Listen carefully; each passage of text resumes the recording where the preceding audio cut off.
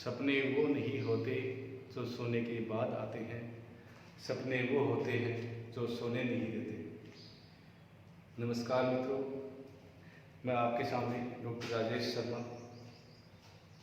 आज रीट एग्जाम 2021 संस्कृत में उच्चारण प्रयत्न के बारे में आज विस्तार से अध्ययन करेंगे।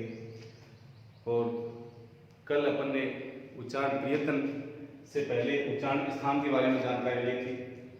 किसी भी स्टूडेंट को अगर उसके बारे में कोई संदेह है तो मुझे पूछ सकता है। आज अपन उच्चारण प्रयत्न के बारे में भाग 2 उसके बारे में प्रयत्न के बारे में विस्तार से अध्ययन करेंगे और एक ही वीडियो के अंदर पूरी जानकारी प्राप्त कर लेंगे कि उच्चारण प्रयत्न कितने प्रकार का कैसा होता है। सबसे पहले उच्चारण प्रयत्न किसको कहते हैं? उच्चारण प्रयत्न किसको कहते हैं?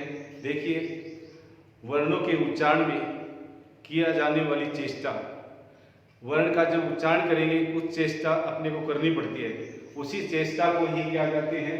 प्रयत्न कहते हैं। वर्ण उस चेष्टा के बिना बोले नहीं जाते। तो प्रथमतः उच्चारण जो प्रयत्न है उसको 2 भागों में बांटा गया है। पहला है अभ्यंतर और दूसरा है बाह्य। अभ्यंतर प्रत्यय और बाह्य। अभ्यंतर किसको कहते हैं, बाह्य किसको कहते हैं? अभ्यंतर का तात्पर्य यह है कि वर्ण के उच्चारण में, वर्णों का जब उच्चारण किया है तो उच्चारण से पहले मुख के अंदर जो चेष्टा की जाएगी उसी को बोलेंगे अभ्यंतर। उच्चारण होने से पहले जो चेष्टा होती है उसको बोलेंगे अभ्यंतर प्रत्यय। अभ्यंतर प्रयत्न और उच्चारण के साथ में जो चेष्टा की जाएगी वो आएगा बाह्य यत्न। 2 प्रकार के हैं, अभ्यंतर, दूसरा है बाह्य।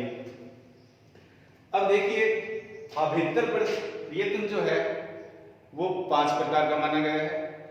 लघु सिद्धांत कौमुदी के अनुसार 5 प्रकार का है। वरदराज ने लिखी है लघु सिद्धांत कौमुदी, उसमें अभ्यंतर प्रयत्न है वो 5 प्रकार का है। और व्याकरण सिद्धांत कौमुदी भट्टोजी दीक्षित ने लिखी है, उसमें अभ्यंतर प्रयत्नों की संख्या 4 है। आपके परीक्षा में पूछ सकता है कि लघु सिद्धांत कौमुदी में उच्चारण, अभ्यंतर उच्चारण है उनकी कितनी संख्या बताई गई है, तो उसमें आपका जो उत्तर आएगा वो 5 आएगा। अगर भट्टोजी दीक्षित व्याकरण सिद्धांत कौमुदी के अनुसार उच्चारण स्थान पूछता है तो उसकी संख्या 4 है। आगे डिटेल करेंगे अपन कौन से को उसने नहीं माना है। अब एक एक का अपन क्रम से अध्ययन करेंगे कि अभ्यंतर प्रयत्न 5 है, उसमें सबसे पहले वाला है स्पष्ट प्रयत्न। देखिए, मैंने आपकी सुविधा के लिए इसमें सूत्र भी लिखे हैं ताकि आपको इसमें सूत्रों की सहायता से इसका और अच्छी से अध्ययन कर पाए अपन, कोई चीज आपकी नहीं छूटे। मैं सोचता हूं कि उच्चारण स्थान में से जो प्रश्न आता है, उच्चारण स्थान और प्रयत्न, वो किसी भी मेरे स्टूडेंट का गलत नहीं हो। आप कभी भी मेरे को पूछ सकते हो। आप उसमें देखिए, सबसे पहला है स्पष्ट प्रयत्न। स्पष्ट प्रयत्नम स्पर्शानाम, स्पष्टम प्रयत्नम स्पर्शानाम। अब स्पर्श व्यंजन यानी जब वर्णों का जिह्वा से अपने मुख से बाहर आएंगे, वर्ण क्या होंगे, अपने मुख विवर से बाहर आते हैं, तब किसी न किसी का स्पर्श करते हैं, इसीलिए इनको स्पर्श कहा गया है। कंठ हो चाहे तालु हो, जिह्वा किसी न किसी का स्पर्श करके और उनको बाहर निकालती है। जैसे कैसे मैथक है तो कंठ आ गया, तालु आ गया, मुर्दा आ गया, दंत, अपन ने पिछले वीडियो में पढ़ा था। जिह्वा किसी न किसी का, कभी कंठ का स्पर्श करती है, कभी तालु का, कभी दंतों का, कभी ओष्ठ का, ये सारे कभी स्पर्श व्यंजन है। कैसे मैथक, इन सभी का 25 जो वर्ण है, इन सभी का उच्चारण स्थान, उच्चारण अभ्यंतर प्रयत्न है वो स्पष्ट व्यंजन माना गया है। स्पष्ट व्यंजन उसके बाद में आता है दूसरा नंबर आता है ईषत् स्पृष्ट प्रयत्न। ईषत् स्पृष्ट प्रयत्न, ईषत् स्पृष्टम अंतःस्थानम, यानी ईषत् यानी थोड़ा, ईषत् स्पृष्ट यानी थोड़ा कम स्पर्श करती है। जीवा स्पर्श तो करती है लेकिन थोड़ा कम करती है। किन में? ये, व, र और ल। कई बार पूछते हैं इनका कर्म पूछते हैं परीक्षा में, इनका ये, व, र, ल, ये याद कर लें आप, ये कर्म कई बार पूछा जाता है। तो ईषत् स्पृष्ट जो व्यंजन है जिनका उच्चारण अभ्यंतर प्रयत्न है, ये, व, र और ल, ईषत् स्पृष्ट। थर्ड नंबर पे जो आता है विवर्त, विवर्त यानी खुलना। विवर्तम स्वराणाम, जब मुख विवर्त खुल जाता है, देखिए विवर्तम स्वराणाम, सभी स्वर, इसमें सभी जो स्वर है वो विवर्त में आएंगे। सभी स्वरों का जो उच्चारण है वो विवर्त माना गया है। और ईषद विवर्त थोड़ा खुलना, ईषद यानी थोड़ा, थोड़ा खुलता है, ईषद यानी थोड़ा, विवर्तम उष्णा नाम, ये उष्ण वर्ण है। कौन कौन से है? स, स और है, ये चार जो वर्ण है ये उष्ण वर्ण माने गए हैं। इनका उच्चारण स्थान है ईषद विवर्त है। फिर से देखिए स्पष्ट वर्ण में कैसे मै तक आ गए, ईषद स्पष्ट में अंतस्थ ये रे आ गया, ईषद विवर्त में स और है आ गया, और विवर्त में सभी स्वरों को सम्मिलित किया गया। यहां तक कोई संदेह नहीं है। एक जो कंफ्यूजन का प्रश्न आता है वो सभी के सामने, और जो परीक्षा के लिए बहुत बहुत बहुत मोस्ट है, उसको आता है संवर्त। सभी जो स्वर हैं उनको विवर्त माना गया है, लेकिन जो अ है उसको संवर्त भी माना गया है और विवर्त भी माना गया है। अब आपका संदेह आज मैं दूर करने वाला हूं कि कब तो संवर्त होता है और कब विवर्त होता है। देखिए अ जो है ये प्रयोग दशा में जब कोई प्रयोग किया जाएगा, जैसे बालक है, यहां पर जो बालक है, ये जो बालक है इसमें जो अ है, क के अंदर जो अ है इसको क्या मान लिया गया है? इस अ के अंदर इसको क्या मान लिया गया? संवर्त मान लिया गया। यानी जब विभक्ति उसके अंदर लग गई है, ये जो क है ये क्या माना गया है? संवर्त माना गया है। प्रयोग दशा एक होती है प्रक्रिया दशा। प्रक्रिया दशा में सामान्य रूप से सभी स्वर आ जाते हैं। प्रक्रिया दशा में सभी स्वरों को मान लिया गया है। अगर आपको परीक्षा में पूछा जाता है कि अ संवर्त दशा में या प्रयोग दशा में, अ जो है ये प्रयोग दशा में संवर्त है या विवर्त है, अ है ये प्रयोग दशा में संवर्त माना जाता है या विवर्त, जहां पर भी प्रयोग दशा में पूछा जाएगा या उसका उत्तर होगा संवर्त। और जहां पर भी प्रक्रिया दशा आएगी या साधन दशा आएगी वहां पर जो होगा वो आएगा विवर्त। देखिए एक इसका उदाहरण और बता देता हूं, जैसे विद्या प्लस आले, पुस्तक प्लस आले, पुस्तक प्लस आले। यहां पर देखिए, यहां पर जो पुस्तक है इसके अंदर अ है, आगे आ है, तो इसमें अ जो है ये संवर्त है और ये आगे जो आ है ये विवर्त है। सभी स्वर विवर्त होते हैं, लेकिन प्रयोग दशा में केवल अ को ही विवर्त माना गया है। अब एक प्रश्न आता है कि सिद्धांत कौमुदी ने कौन से को नहीं माना गया है? भट्टोजी दीक्षित ने कौन से को स्वीकार नहीं किया गया है? तो उसमें ईषद विवर्त, ये जो 3 नंबर वाला है इसको स्वीकार नहीं किया गया है। ईषद विवर्त, इनको भी विवर्त में ही शामिल कर लिया गया है। यानी विवर्त के अंदर सभी स्वर आ गए और स है आगे, ये किसके अनुसार आ रहे हैं? सिद्धांत कौमुदी के अनुसार आ रहे हैं। लघु सिद्धांत कौमुदी में जो अभ्यंतर प्रयत्न है वो कितने बताए गए हैं? 5।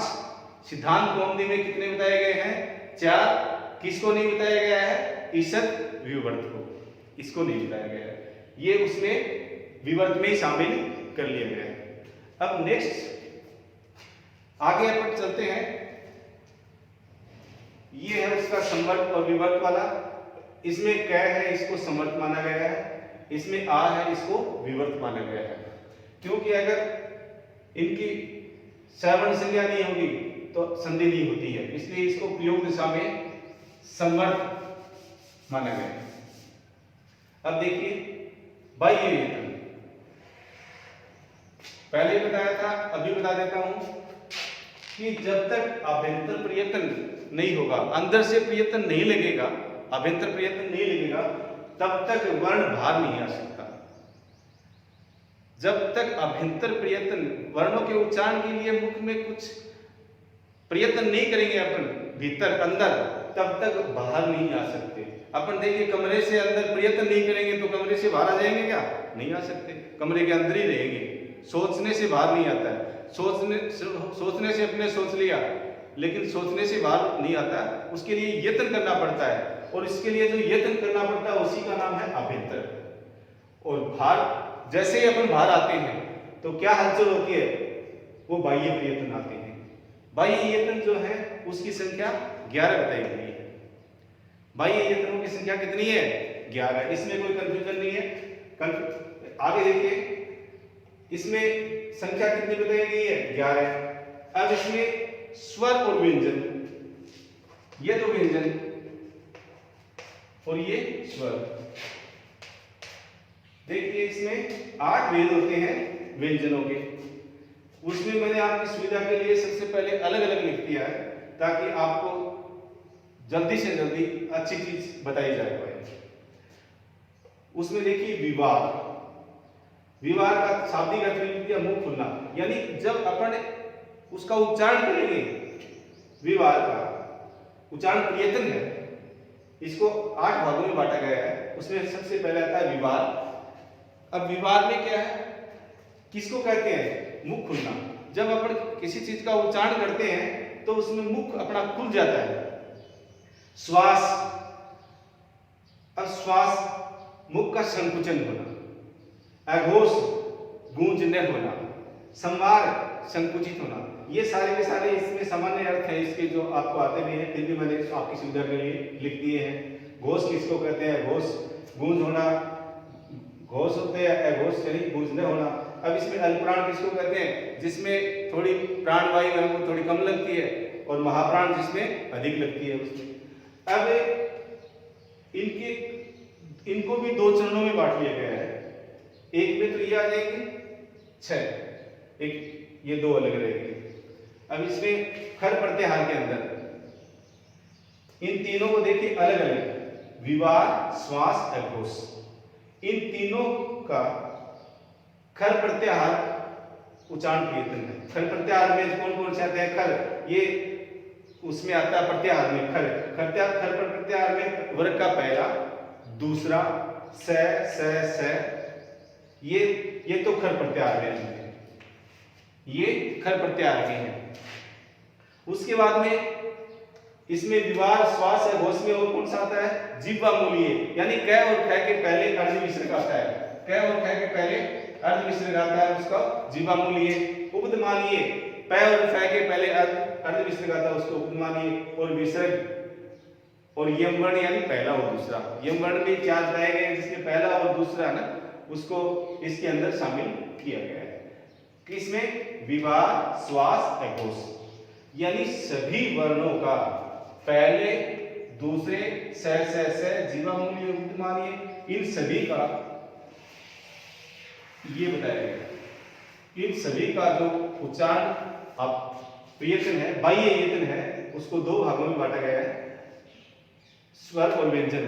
तो व्यंजनों का जो बाह्य प्रयत्न है, इन तीनों का, विवाह का, श्वास का, अघोष का, इन सभी का जो उच्चारण स्थान है वो विवाह, श्वास, अघोष। ये आ गया। उसके बाद में संवार, नाद, घोष, संवार, नाद और घोष, यानी इनका जो उच्चारण प्रयत्न है वो देखिए हस प्रत्याहार के अंदर आते हैं। हस प्रत्याहार में वर्ग का तीसरा, चौथा, पांचवा वर्ण, वर्ग का तीसरा, सभी वर्णों का तीसरा वर्ण, चौथा और पांचवा। पहला दूसरा किस में आ गया? विवार, श्वास, घोष में आ गया। जो बच गया वो संवार, नाद, घोष में आ गया। उसके बाद में ये व, र और ल, ऊपर आ गया स, है बच गया, वो है इसमें आ गया। फिर यम वर्ण, तीसरा, चौथा वर्ण, ये किस में आते हैं? संवार, नाद और घोष में आएंगे। उसके बाद में अल्प प्राण, महाप्राण। अल्प प्राण यानी प्राण वायु थोड़ी कम लगती है, वो अल्प प्राण, और जिसका उच्चारण करते टाइम प्राण वायु जो है वो अधिक लगे, वो महाप्राण, जिसमें प्रत्येक वर्ग का पहला, तीसरा और पांचवा हो। प्रत्येक वर्ग है उसमें वर्ग में पहला, तीसरा और पांचवा, ये अल्पप्राण है। महाप्राण में वर्ग का दूसरा और चौथा महाप्राण है। क्या है? महाप्राण है। अब देखिए, फिर से देखिए बात, यानी व्यंजन जो है उसको विवार, श्वास, अघोष, संवार, नाद, घोष, ये दो वर्ग अलग अलग किए गए हैं। इन दोनों में सभी का समावेश हो जाता है। नीचे अल्पप्राण और महाप्राण है। दो वर्ग बांटिए, एक वर्ग यहां से ये हो गया और एक वर्ग ये हो गया। तो प्रत्येक में जो उच्चारण प्रयत्न आएगा, तीन तो एक दो तीन, उसके बाद में अल्पप्राण या महाप्राण चार हो गए और एक ये आ गया पांच। प्रत्येक व्यंजन जो है, व्यंजन का अभ्यंतर तो बाह्य तो हो गया 4 और अभ्यंतर हो गया 1, 1 + 4 = 5। जो व्यंजन है उनके अभ्यंतर प्रयत्न है वो 1 और बाह्य प्रयत्न है वो आएंगे 4। 4 कैसे? विवार, श्वास, अघोष, एक तो इसमें आ गया, दूसरा आएगा अल्पप्राण या महाप्राण में से आएगा। एक परीक्षा में प्रश्न आता है कि निम्न में से इनमें कौन सा प्रयत्न है, तो उसमें अपने वो बताना पड़ेगा कि जैसे कै, ये कै दे दिया या फिर सै दे दिया या कोई भी वर्ण आ सकता है, उसका प्रयत्न पूछ ले कि इसके प्रयत्न कौन कौन से हैं। तो कै प्रयत्न है, इसमें देखिए विवार भी आएगा, श्वास भी आएगा, अघोष भी आएगा। 3 तो ये आ गए। उसके बाद में अब ख आ गया तो ख इधर आता है, महाप्राण में आता है, तो उसका जो क्या दिया जाएगा? महाप्राण भी है, यानी विवार है, श्वास है, अघोष है और महाप्राण है।